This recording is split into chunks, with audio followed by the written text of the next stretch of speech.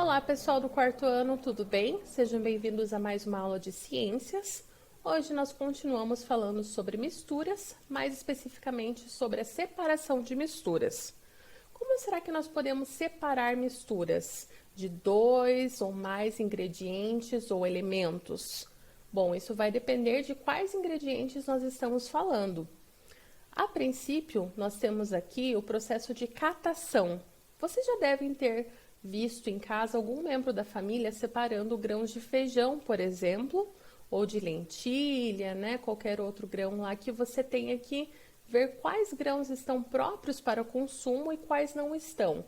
Bom, através desse processo de catação, nós conseguimos separar e a olho nu mesmo, né? Já que são objetos sólidos e nós conseguimos enxergar, conseguimos separar claramente ali e através da nossa própria, do nosso próprio julgamento, digamos assim, né? Diferente, por exemplo, da separação feita por outros elementos, como a separação magnética ou a separação feita através da evaporação.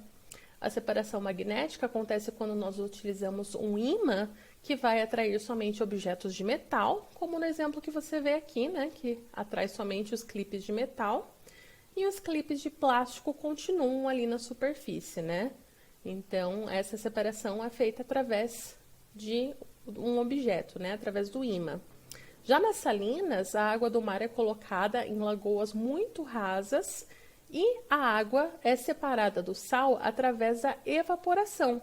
A água evapora e o sal fica, né? Esse sal fica e a partir daí ele pode ser coletado, purificado e preparado para o consumo. Temos também um exemplo de um filtro de cerâmica, não sei se vocês já viram um filtro como esse, antigamente era mais comum, mas ele é feito de cerâmica, que é um material poroso, e ele consegue reter as impurezas da água. É claro que existem outros tipos de filtro que também têm essas funções, né?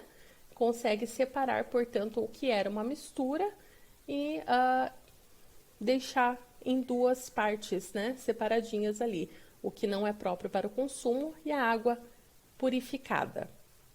A peneira é um objeto que nós utilizamos com muita frequência para separação de misturas, principalmente na cozinha, né? Por exemplo, quando a gente vai fazer um bolo, é comum que a gente vai peneirar a farinha, né? E separar a parte mais grossa, que fica retida na peneira, e utilizar a farinha mais fininha ali, a parte mais fininha, para cozinhar e, portanto, o resultado do nosso bolo ser melhor. Aqui nós temos algumas imagens da separação, então, de grãos, a separação nas salinas, você vê a grande quantidade de sal ali após a evaporação, e a separação por um ímã enorme do que parece ser algum tipo de ferro velho, né? Separando ali, portanto, os materiais de metal. Temos também o exemplo de um filtro de café feito de papel e um filtro de café feito de pano. Pode ser que o resultado seja um pouquinho diferente, mas as funções são praticamente as mesmas, né? O pó fica retido ali e o café, portanto, acaba se formando, digamos assim, já que a água passa e o café se forma ali embaixo, né? Não é mais água, mas é o café líquido. Temos aqui uma peneira na cozinha, como nós demos o exemplo da farinha, e uma peneira também no ambiente de construção. Não sei se vocês já repararam, mas também é usada para a separação da areia.